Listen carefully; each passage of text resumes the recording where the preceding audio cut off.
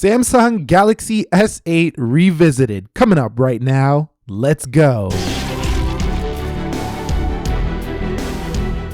So what is up, guys? Nick here, helping you to master your technology. Galaxy S8 Revisited. The Samsung Galaxy S8 is over a year old now, just a month over that. And the reason I'm actually making this video is because I just find this phone to be such a great value right now. And with the introduction of phones like the OnePlus 5T, the OnePlus 6, there's a lot of mid-range phones that can be had for a similar price point, but they're not flagship level as in the camera, as in having things like water resistance. And right here, you can see that if you go on any of these websites, swappa.com, you can get this at under $400. And over here, you can get it on eBay for around the $450 mark. Now, yes, you are getting in that OnePlus 5T, OnePlus 6 category there, which does make this a little bit of a tricky decision. But remember that those phones are decided to be mid-range flagship contenders, but not actual flagship devices as the Galaxy S8 was. Okay, so for the price point, let's just say that the Galaxy S8 is in the mid-range price level right now. And if you want it used, you can get it under $400. If you find it on certain apps like Let Go and things like that, you might even get it cheaper. Okay, so I'm not going to go on and on about specs. We have a Snapdragon 835, 4 gigs of RAM. You guys know this already, but I want to begin by talking about the body of the S8 and what it's been like. It's been pretty great. Now, the Galaxy S9 gets a little bit shorter, but a little bit wider, which means that the Galaxy S8 has a more, I would say, comfortable feel in the hand when you go side to side. Not in terms of the height, but definitely side to side. So I kind of do like how narrow the S8 feels when reaching a thumb over. I really did enjoy that in my use. Now, the body is 155 grams, so it's 25 grams lighter than an iPhone 10. So that makes it feel maybe not quite as substantial as a phone like that, but still premium and very compact feeling in the Galaxy S8 series. Now, we do have Gorilla Glass 5 on the front and rear, and over time, it's held up great. I don't see any scratches on this midnight black model. Now, I'm not saying don't use a screen protector. You definitely want to do that. But overall, I do like the quality build on this device. It's been beautiful. And I think if you get this now, it's still one of the best on the market, even though it's a one-year-old phone. So revisiting the display, we're talking about a 5.8-inch Super AMOLED HDR10 compliant 570 pixels per inch. Is that enough pixels for you to see on this display? And it's been fantastic. One thing I do want to note is I don't prefer this over a flat display though. That's one thing. The curves sometimes just get a little distracting to me. They do look sexy when it comes to a show-stopping looking phone, but they do get a little bit annoying to look at to me versus a flat display, which is more practical in my opinion. Now, if you do hold down this home button right here, you can see that this is a force touch button. So from the lock screen on any Samsung S8 and above, you can just press like that and you'll feel a little vibration. Now, the whole screen is not force touch, but that home button is. So overall, the display does have the ability to tweak it, as does all other Samsung phones. And this phone really doesn't, need to come out of adaptive display unless you really want to get those natural colors. Overall, the display is very good, and especially because it's on a smaller display, when you cram more pixels into a smaller gadget, you have more pixels per inch. So super high density gives the Galaxy S8, the small edition, a beautiful display, hands down. The only thing is I kind of prefer a flat display. I wonder if Samsung will flatten out the curves a little bit, make it more like the Note on the S10. We'll have to see. Okay, so let's talk about software. Here's the big one. And, a lot of people that hate Samsung, you're going to see them in the comments. I hate Samsung. I love Apple. I hate Samsung. I love this brand, Google Pixel, whatever. I mean, just don't listen to those comments, because these people are just looking from the outside most of the time and not actually using these devices, or they'll use one Samsung from the past, way past, have a bad experience and automatically hate the brand. They've actually improved quite a bit when it comes to the software since the Galaxy S8 series, specifically after this Oreo update that this phone just received. So if you do get a Galaxy S8, you will be getting the the software Android 8.0 Oreo with the Samsung Experience version 9.0, which makes this phone actually quite snappy in comparison to when it first launched. So the software you're getting on it right now is definitely up to date. It will be a little bit behind when Android P does officially come out for the Pixel series. I think it's going to take a while for the S8 to get that, but it will eventually get that. Now, when it comes to software, it doesn't get its updates as frequently as phones like Apple, as we all know, but at the same time, it does get at least one major update for 2 years or so, and maybe you might even get a third update for this one. I wouldn't be surprised if you do get that, but don't be surprised if you don't get it either. So software is still kind of when it comes to the updates, but in terms of its refinement and polish, it's one of the best ever for Samsung because it's definitely a lot cleaner than it used to be. It's not as feature, in your face like it used to be. So it's a lot easier to use. And if you do organize it, you can make it very clean like I have done right here. So overall, the software on a scale of 1 to 10 for me is a solid 8. Okay, guys, so for the S8, when it comes to that performance, it's actually very solid as well, especially since the Oreo update. I put the 0.5x animations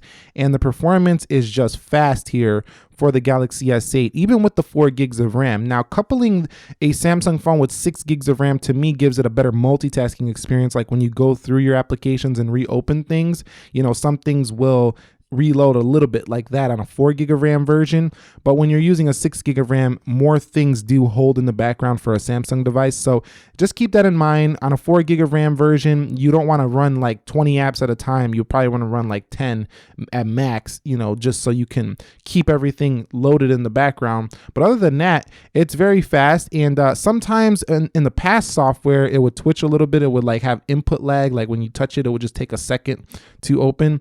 But now on Android 8.0 Oreo, it's very quick, and I do appreciate this performance. It's very good for the Galaxy S8. Now, I don't think it's quite as refined and smooth feeling as like an S9 that just came out. That's where they really refined the software, made it feel a lot more smoother, more like, what the other competitors are doing. But here on the S8 Oreo, drastic improvements make this performance pretty good. So I do recommend it still in terms of its performance levels. They're on point with some of the best on the market. Okay, so let's talk about the battery life on this phone. I mean, it doesn't suck. It's just not a beast in battery life. So like on the Plus models where you would expect great battery life, this phone gets good battery life, just not great battery life. So the actual numbers I get is around 4 hours of on-screen time with the Galaxy S8. You do have these modes that will significantly improve that battery life if you do utilize them, but they do also kind of limit the experience of using this phone. So I don't really ever use those battery modes here for the Galaxy S8. But I think if you're a light to moderate user, this phone never is going to give you an issue getting through the day. If you're a heavy user, you might have to top off a few hours earlier than a light user would. So before bed, 5, 6 o'clock, you might need to get on that fast charger. You might be hovering around 40%. But if you're a light user, I think you'll finish the day around 40%, 30% on this phone. So it gets the job done. It's just not crazy going into the second day, and most heavy users won't get through a full day with the Galaxy S8, so keep that in mind. So talking about the cameras, this is one of the best aspects of the Galaxy S8. It basically has the same camera as the Galaxy S9 without having the dual aperture, so the S9 just really crushes this phone in low light. But other than that, it's basically the same camera. It shoots basically the same photos as the S9, except for, again, the low light. Now, there is improved software modes like the AR emoji. You have the live focus and things like that on the Plus models. And you do have a couple more easier laid out stuff, but sometimes it's a little sensitive on the S9. So the camera settings are a little bit high here on the Galaxy S8, whereas they're a little bit lower, which I appreciate for the S9 series. So overall, it's a really good camera though. You do have plenty of modes. You can download more, and it's a f1.7 dual pixel AF. So it's got that super fast autofocus, just like a Canon camera does have. Anything you point at, it just locks on immediately. Now, one thing I don't like too much is the front camera on the S8. It's just super soft and it just doesn't look that good overall. Now, it does look fine for, a typical, just let me go post something on Facebook or Instagram, something like that. Nothing, no problems there. But if you really value detail and natural and really nice colors in your selfie mode, you're not getting it here for the Galaxy S8, but they do have some fun sticker modes on this phone, and you do have the ability to shoot in 4K 30, not 4K 60 like the S9, but still very smooth with the OIS on board. So overall, the camera is stellar for the S8. In my experience, it's been great. So here's a couple of samples of that camera.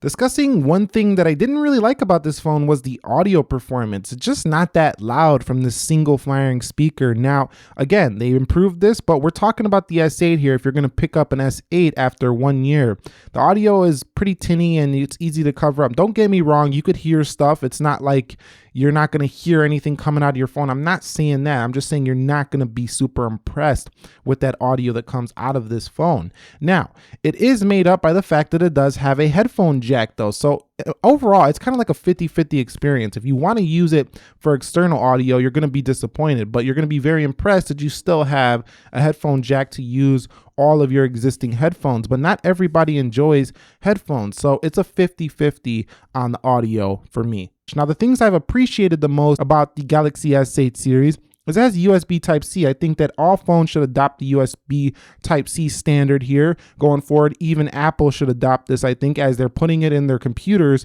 but they're not putting it in their phones. So I really would like to see USB-C on all devices, and I'm glad that that kind of future-proofs the Galaxy S8. Bluetooth 5.0 has been fantastic. It connects to devices extremely fast, and I always like having the latest Bluetooth standard. That's great here for the Galaxy S8. Also, the comfortable ergonomics. It's been so easy to one-hand this phone. Now, it's not going to be quite as easy for everybody. I have a pretty big hand, but you know, even people with smaller hands are going to find this very comfortable to use. And you do have the one-handed mode, which allows you to bring that display down, which not all phones give you. So that's pretty great as well. You can drop that screen down and make it smaller. I also like the fast charging capabilities, you know, like putting it in the plug, the fast charging plug. Very nice to have that included in the box. It charges the phone very fast. And lastly, the IP68, if you do drop this thing in water, has been great. So having that peace of mind with this phone has been awesome. You don't even get that with this latest OnePlus 6 that just came out, which we will be reviewing here on the channel as soon as it arrives in the office. So that's the Galaxy S8 revisited, but who is this really for? You might be questioning the option between buying this like an iPhone 7 Plus, some other phone. Just keep in mind that Samsung is all about that hardware game. So like you're getting great hardware here. Even now, you're getting awesome hardware. It's not that much of a difference from the S9. So you're saving yourself 50% over an S9, and you're still going to be able to use this thing quite easily for the next couple of years.